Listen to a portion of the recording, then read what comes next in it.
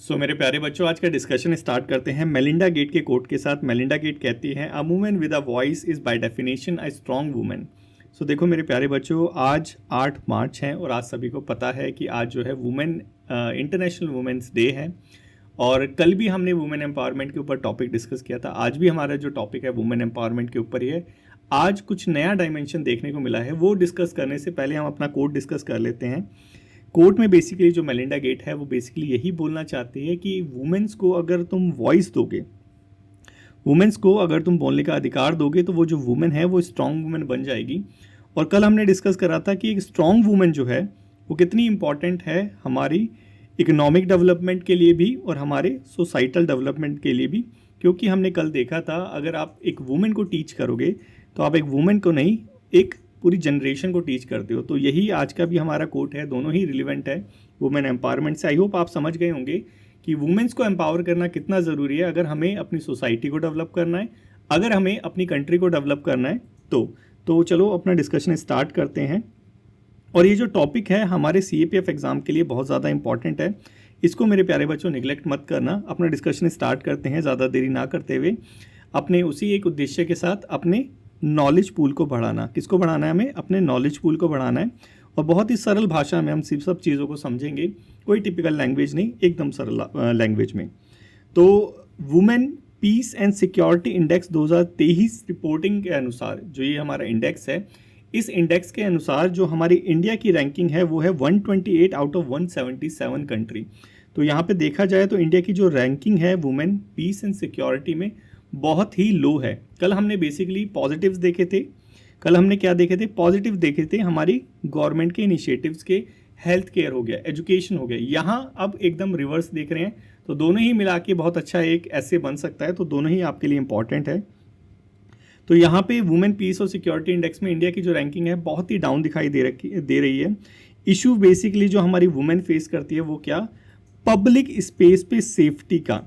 ये जो public space पे जो वुमेन्स की सेफ्टी है, ये एक ऐसा इशू है जो कहीं ना कहीं इग्नोर कर दिया जाता है हमारे पॉलिसी मैटर्स में भी, हमारे सोसाइटल मैटर्स में भी। और ये कहीं ना कहीं हमारी जो वुमेन्स है उनकी फ्रीडम और मोबिलिटी जो है उसको हैम्पर करते हैं। और आप सभी को पता है अंडर आर्टिकल 19 हमारे वुमेन्स को भी जो है फ्रीडम ऑफ इक्वालिटी है, हमारा फ्रीडम ऑफ स्पीच है, फ्रीडम ऑफ मूवमेंट है। लेकिन ये जो पब्लिक जो स्पेस है वो एकदम सिक्योर नहीं है। तो कहीं ना कहीं ये तो इनके फंडामेंटल राइट्स को भी हैम्पर कर रहा है। ये भी चीज़ हम यहाँ पे डिस्कस करेंगे। और यहाँ पे क्योंकि हमारे पब्लिक स्पेस मतलब जैसे मार्केट हो गया, जैसे कि आपका बस स्टैंड हो गया, ये सारे पब्लिक स्पेसेस है। तो जो पब्लिक स्पेस हैं ये सेफ़ नहीं है। इस सेफ्टी की वजह से हमारे जो वुमेन्स हैं उनके फंडामेंटल राइट्स, मोबिलिटी हो गया, फ्रीडम हो गया, ये इफेक्ट होते हैं। और इसकी वजह से हमारी जो वुमेन्स है उनको कहीं ना कहीं अपनी बॉडी लैंग्वेज, अपने बिहेवियर को कहीं ना कहीं अल्टर करना पड़ता है। वो फ्रीली नहीं घूम सकती।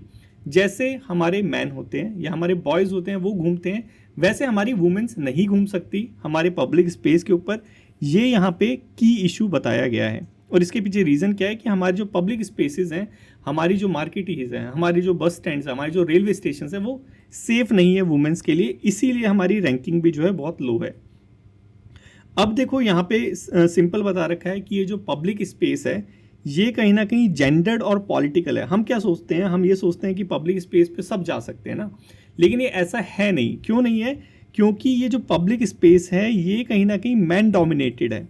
मैन डोमिनेटेड कैसे है कि आप सोच के देखिए कि जहाँ पे मैन जा सकता है, हमारी इंडिया के अंदर ही सोच लीजिए, बाहर जाने की ज़रूरत ही नहीं है। जहाँ पे मैन जा सकता है, क्या वहाँ पे वुमेन जा सकती है? बिल्कुल नहीं जा सकता, बिल्कुल नहीं जा सकती। और वुमेन्स को, क्योंकि हमारी ये पब्लिक स्पेस सेफ नहीं है, मैन वहाँ पे डोमिनेट करते हैं। वुमेन अगर अपने विल को फ्रीली एक्सरसाइज करें तो उनको घूर घूर के देखते हैं। यही चीज़ें एडिटोरियल में बताई गई है और यही चीज़ें रियलिटी में होती है।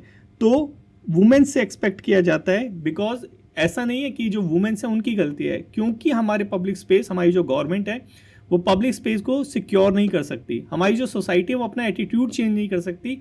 इसलिए वुमेन्स को कहीं ना कहीं उनसे एक्सपेक्ट किया जाता है कि वो कहीं ना कहीं सेफ स्पेस पे रहे, जैसे उनका घर हो गया या फिर कोई प्राइवेट जो है वो स्पेस हो गया वहाँ पे। ठीक है, आगे इसको देखेंगे। यहाँ पे नेशनल जो हमारा फैमिली हेल्थ सर्वे होता है उसका डेटा भी लिया गया है। ये भी इसी चीज़ को प्रूव कर रहा है कि जो वुमेन है उनकी फ्रीडम, मोबिलिटी कहीं ना कहीं इम्पैक्ट होती है पब्लिक के स्पेस को सेफ ना होने की वजह से। जैसे यहाँ पे बताया गया है कि जो इंडियन वूमेन है वो मार्केट जो है सिर्फ अकेली, कितनी इंडियन वूमेन है जो मार्केट जाती है, हमारा फैमिली हेल्थ सर्वे कहता है सिर्फ 54%। बाकी क्यों नहीं जाती? Because of the safety concern. 50% यहाँ पे हेल्थ केयर एक्सेस जो है वो इंडिपेंडेंटली एक्सरसाइज कर पाती है कि लेट से वुमेन को कुछ हो गया तो वो हेल्थ केयर या हॉस्पिटल में अकेले चली गई। कितने परसेंट है? सिर्फ 50%। 48% जो है अगर उनको अपने गांव से या फिर कम्युनिटी से बाहर जाना होता है अकेले, तो सिर्फ 48% ऐसी वुमेन है जो अकेले जा पाती है। तो यहाँ पे देखा जाए तो हमारी हाफ ऑफ द इंडियन जो वुमेन है वो अकेले फ्रीली मूव ही नहीं कर सकती। तो कहीं यहाँ पे हमारा तो ये जो सेफ्टी कंसर्न है वुमेन का, ये तो उनके फंडामेंटल राइट्स को भी हैम्पर कर रहा है, यही हमें यहाँ पे दिखाई दे रहा है। तो देखो कितना ग्रेव कंसर्न है कि हमारे जो कॉन्स्टिट्यूशन है ये फंडामेंटल राइट्स भी प्रोवाइड करा रहे हैं, लेकिन इसके बावजूद भी क्योंकि हमारे अंदर कुछ कमी है, हमारी सोसाइटी में कमी है, हमारी पॉलिसीज़ में कमी है, हमारी गवर्नमेंट में कमी है, उसकी वजह से हमारा जो एक दूसरा जेंडर है, हमारी जो वुमेन्स है, इक्वल जेंडर जो है, वो भी कहीं ना कहीं अपने एक्सरसाइज को जो है अपने फंडामेंटल राइट्स को एक्सरसाइज नहीं कर पा रहे हैं।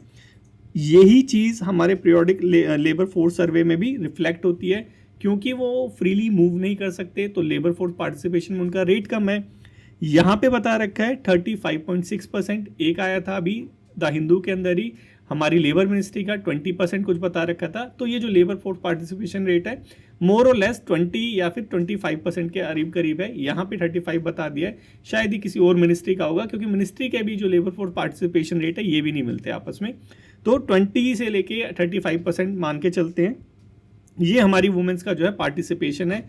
और देखा जाए हमारी वुमेन जो है 50% जेंडर में है, और उस 50% जेंडर में 50% जेंडर और लेकिन ये वुमेन लेबर फोर्स पार्टिसिपेशन में जो 100% वुमेन आनी चाहिए उनमें से सिर्फ 35% आ रही है। तो देखा जाए कि हाफ से ज़्यादा जो इंडियन वुमेन है वो वर्क फोर्स में ही नहीं आ रही।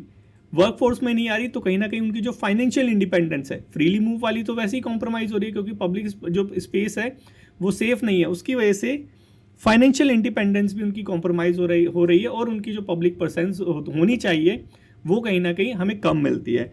ये सारी चीज़ें यहाँ पे बता रखी है।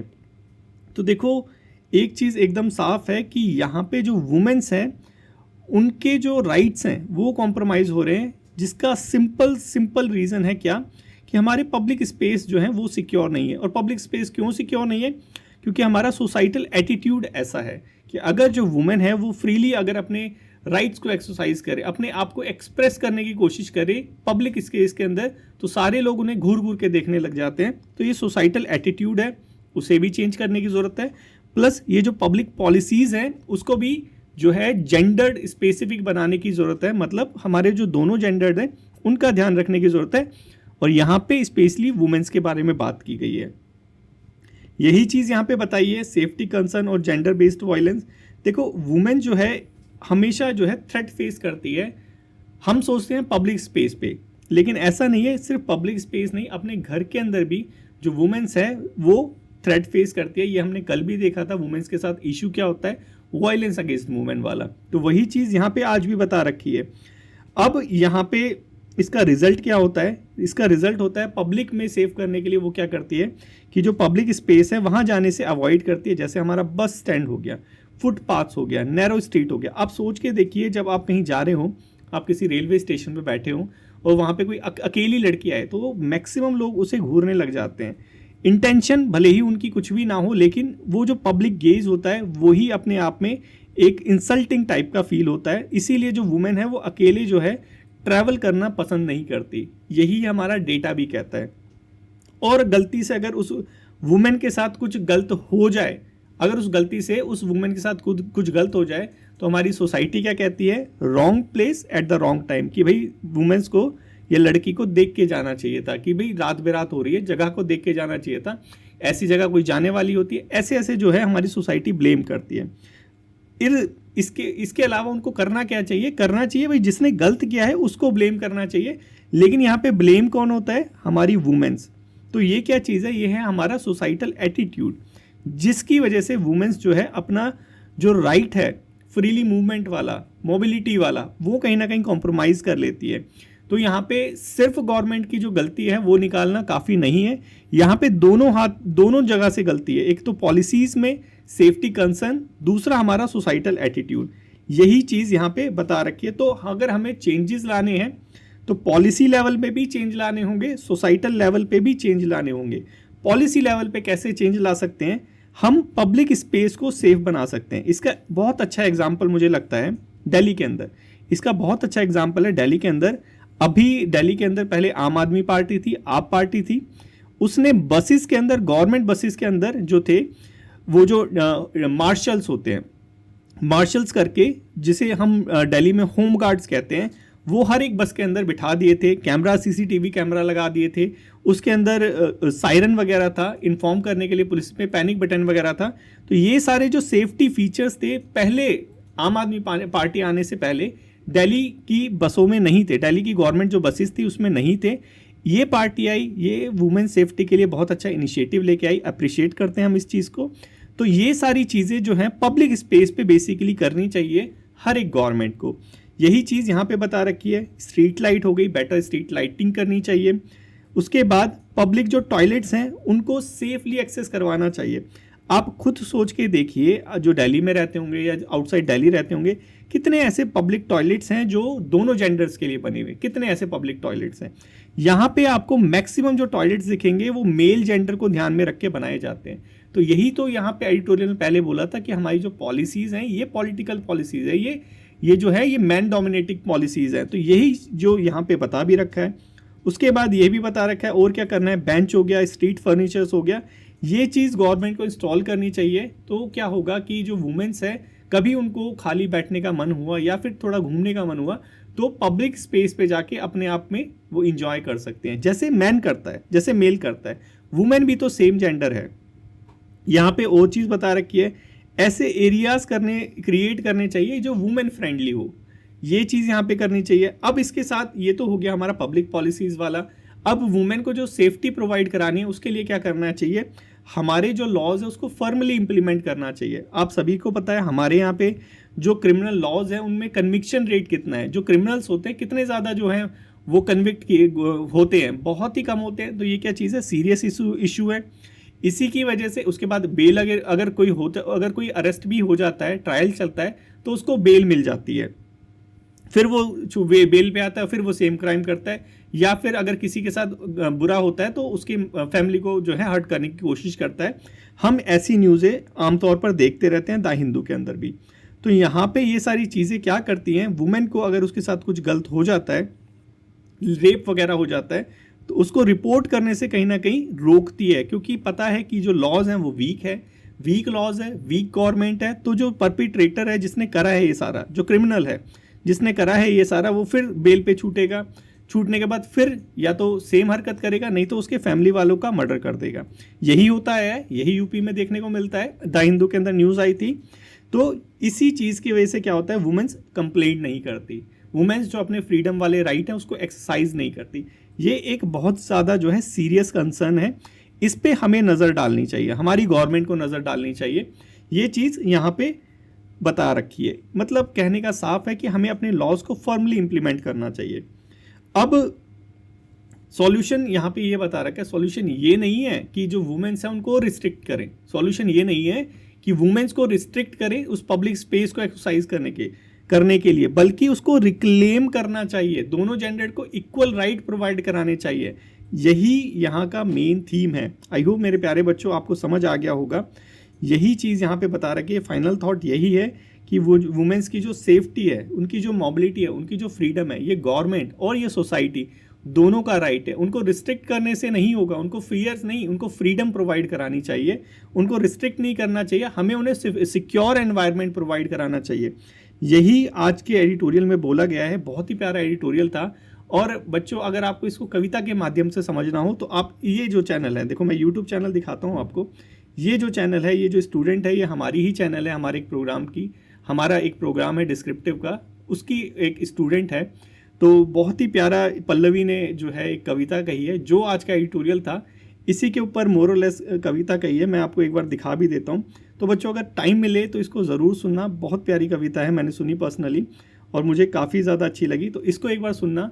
जो मैंने अभी बोला वो इसने यहाँ अपने शब्दों में बयान करा है। तो बहुत ही अच्छी कविता है, इसको इसको थोड़ा सा इम्प्लीमेंट करना, और ये चीज़ जो है आप अपने ऐसे राइटिंग में भी कोट कर सकते हो, क्योंकि ये जो इश्यूज़ हैं वुमेन्स फेस करती रहती हैं, ये कहीं ना कहीं जो है अननोटिस जाता है, नोटिस नहीं कर पाते। तो मेरे प्यारे बच्चों, यही आज का एडिटोरियल था, और आपके लिए पेपर 2 के लिए हमारा प्यारा सा जो है क्वेश्चन है, इसको ट्राई करना लिखने का, अपने ग्रुप में शेयर करो। ग्रुप में कैसे पहुंचना है, डिस्क्रिप्शन में जाओ, डिस्क्रिप्शन में जाके जो है आप इस पीडीएफ को भी जो है ग्रुप में ज्वाइन करके इस पीडीएफ को भी जो है एक्सेस कर सकते हो, प्लस अपना जो ऐसे राइटिंग का कंटेंट है वो भी आप शेयर कर सकते हो। तो ये आज का हमारे एडिटोरियल में था। नेक्स्ट है हमारा INSV तारनी। ये 2 बार पहले ऑलरेडी आ चुका है। आपको अगर पढ़ना हो तो आप यहाँ पे जस्ट क्लिक करके, जो डेली डिस्पैच हमारा 16 सितंबर का है उसके अंदर इसमें डिटेल दे रखा है। आज हम ये नहीं डिस्कस करेंगे, आज कुछ और डिस्कस करेंगे। ये जो हमारी वुमेन न्यूज़पेपर में बेसिकली वही बता रखा है कि ये जो हमारी जो 2 वुमेन ऑफिसर थी, दिलना और रूपा, ये जो है बेसिकली इन्होंने वीडियो कॉन्फ्रेंस करके इंटरनेशनल वुमेन डे वाले दिन थोड़ा सा हमारे जो डिफेंस मिनिस्टर से उनसे इंटरेक्ट करा था। उनकी अचीवमेंट ये है, उन्होंने क्रॉस कर लिया हमारा पॉइंट नेमो। अब ये जो पॉइंट नेमो है ये कहाँ पे है, ये वर्ल्ड का मोस्ट आइसोलेटेड वाटर एरिया है। इसको थोड़ा सा देखेंगे, मैपिंग देखेंगे। दूसरा है ये अब नेविगेट करेंगे ड्रेक पासेज में, ये भी सबसे ज़्यादा ट्रेचियस वाटर बॉडी है। तो दोनों को थोड़ा सा देखेंगे। ये आज का हमारा मेन पॉइंट है यहाँ पे, क्योंकि ये वाला जो डिस्कशन है INSV तारिणी, इसको 2 बार ऑलरेडी हम देख चुके हैं, तो तीसरी बार देखने का कोई मतलब नहीं बनता। आपको देखना हो यहाँ पे क्लिक करके आप देख सकते हैं, ठीक है। तो देखो ये जो पॉइंट नेमो है, हमें ऐसे लग रहा है कि हमारे प्रधानमंत्री जी जो नरेंद्र मोदी जी हैं उनके ऊपर रखा गया है, लेकिन ऐसा है नहीं, ठीक है। थोड़ा सा देख लेते हैं। इस पॉइंट नेमो को ओशियनिक पोल ऑफ इनएक्सेसिबिलिटी के नाम से भी जाना जाता है। सबसे फार्देस्ट पॉइंट है किसी भी लैंडमास से, अर्थ का कोई भी लैंडमास ले लो, सबसे फार्देस्ट जो पॉइंट है वो है हमारा क्या, पॉइंट नेमो। कहाँ पे है ये, साउथ पैसिफिक ओशन है, पैसिफिक ओशन में है। मैपिंग भी देखेंगे। इसका नाम पड़ा है कैप्टन नेमो के नाम पे, ना कि हमारे मोदी जी के नाम पे। क्वेश्चन आ सकता है, बिल्कुल भाई, बिल्कुल आ सकता है। क्लोजेस्ट ह्यूमन प्रेजेंस कहाँ है, यहाँ पे देखो सबसे ज़्यादा जो पास पॉइंट नेमो से ह्यूमन प्रेजेंस है वो है हमारा इंटरनेशनल स्पेस स्टेशन जो ऑर्बिट कर रहा है इसके ऊपर। तो देखो आप देख सकते हैं कि कितनी दूर होगा इससे, जो लैंड है हमारा इससे। तो थोड़ा सा देख लेते हैं। देखो ये रहा हमारा पॉइंट नेमो, ये दिख रहा है आपको, ठीक है। अब इसके चारों ओर कौन कौन सी जो है आइलैंड है, लैंड है, वो देख लेते हैं। नियरेस्ट नॉर्थ में आता है हमारा डूसी आइलैंड, ये जो आपको दिख रहा है ये है नॉर्थ में डूसी आइलैंड। ये पिटकैरन आइलैंड का पार्ट है जो कि ब्रिटिश ओवरसी टेरिटरी है। दूसरा नॉर्थ ईस्ट में आता है मोटी नुई, ये दिख रहा है आपको मोटी नुई, ये है हमारा क्या, ईस्टर आइलैंड का पास जो चिलियन डिपेंडेंसी है। साउथ में आता है मेहर आइलैंड जो कि हमारा अंटार्कटिका पार्ट है। तो इन तीनों को भी बच्चों याद रखना, क्योंकि तीनों ही इंपॉर्टेंट है पॉइंट। हमारा डूसी हो गया, मोटोनोई हो गया और मेहर हो गया, ये तीनों पॉइंट इंपॉर्टेंट है नमो के कॉन्टेक्स्ट में। क्योंकि हमारी अभी जो ये थी, हमारी जो वुमेन्स थी दोनों, सागरिका वाली, यही है सागरिका, ये देखो ये रहा नाविक सागर परिक्रमा वाली जो दोनों वुमेन्स थी, उन्होंने अभी इसी पॉइंट को पार करा है, ठीक है। यहाँ पे बेसिकली आप हमने देखा था ना, इसके ऊपर क्या है, इंटरनेशनल स्पेस स्टेशन है। तो यहाँ पे कहीं ना कहीं स्पेस जंक पाए जाते हैं, तो ये थोड़ा सा इंपॉर्टेंट है, इसको याद रखना। अब वो जो हमारा रह गया था ड्रेक पास, वो रहा ये ड्रेक पास। ये ड्रेक पास कहाँ पे है, एक तरफ क्या है हमारा साउथ अमेरिका, दूसरी तरफ क्या है हमारा अंटार्कटिका। तो इसके बीच का जो नैरो पासेज है उसको क्या कहते हैं, ड्रेक पास। यही था आज के न्यूज़ में। क्वेश्चन नंबर 1 है, देखो मेरे प्यारे बच्चों, आप अटेम्प्ट कर पा रहे हो, इसको नहीं कर पा रहे। अब मैंने जो है कमेंट करना छोड़ दिया, तो बच्चे क्या करते हैं, उन्होंने भी कमेंट करना छोड़ दिया। भाई आप तो अपनी अकाउंटेबिलिटी सेट रखो, मैं तो अपनी जो मेरी रिस्पॉन्सिबिलिटी है आपको डेली डिस्पैच प्रोवाइड कराना, डेली, वो मैं करवाता हूँ। आप कमेंट करके एटलीस्ट ये तो इंश्योर करो कि आप देख रहे हो, क्योंकि ये सारी चीज़ें इंपॉर्टेंट है और पेपर में आपको देखने को मिलेगी। जब पेपर में आएगी तो आप पछताओगे कि सर का जो है डेली डिस्पैच डिस्कशन देख लेते तो फ़ायदे में रहते। जैसे एक बच्चे ने मेरे को मैसेज करके बोला, देव ने, कि सर आपका डेली डिस्पैच में काफ़ी दिनों से नहीं देख रहा हूँ, तो ऐसा लग रहा है कुछ छूट रहा है मेरे से। तो डेफिनेटली करंट छूट रहा है, और क्या छूट रहा है, और करंट तो बहुत ज़्यादा इंपॉर्टेंट है, क्योंकि सारी चीज़ स्टैटिक भी तो करंट में ही जो है रिपीट हो रही है, वहाँ से स्टैटिक के क्वेश्चन पूछे जाते हैं।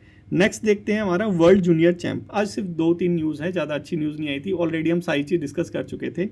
तो वर्ल्ड जूनियर चैंप में हमारे जो PV प्रणव हैं, इन्होंने वर्ल्ड जूनियर चेस चैंपियनशिप में कहाँ पे हुआ था हमारा, पेट्रोवैक मॉन्टेंगरो यहाँ पे हुआ था, यहाँ पे इन्होंने वो जीता है। हमारे पी प्रणव ने जो है जूनियर चेस का वर्ल्ड चैंपियनशिप जीता है। बहुत ही ज़्यादा एक देखा जाए तो अपने आप में एक प्राउड मूवमेंट है।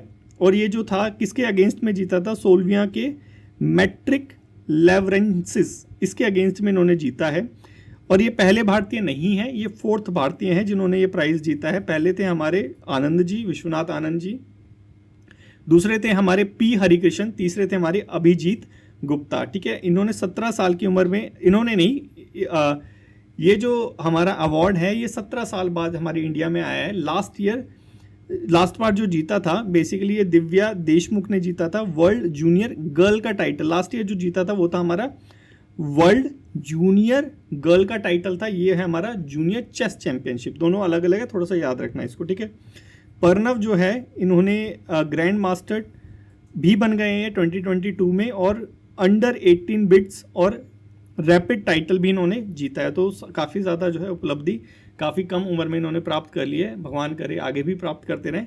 तो बस यही कहने का मतलब है कि इनके नाम को थोड़ा सा याद रखना, वी प्रणव। ठीक है, क्वेश्चन नंबर 2 है बच्चों, आप इसका आंसर करो और आप भी उपलब्धि को प्राप्त करो। ये है हमारा कुछ, इसे आप ऐसे राइटिंग के अंदर सीनियर सिटीजन के ऊपर कुछ आ जाता है तो क्या क्या वो कॉन्सिक्वेंसेस फेस करते हैं उनमें से एक पॉइंट में ऐड कर सकते हैं। ठीक है, तो थोड़ा सा इंपॉर्टेंट है इसलिए यहाँ पे लेके आ गया। तो आज के डिस्कशन में मेरे प्यारे बच्चों इतना ही है। Thank you so much for today's discussion. और अच्छा लगा हो तो लाइक शेयर और कमेंट करना मत भूलना। कमेंट करते हो तो मुझे भी अच्छा लगता है। Thank you so much.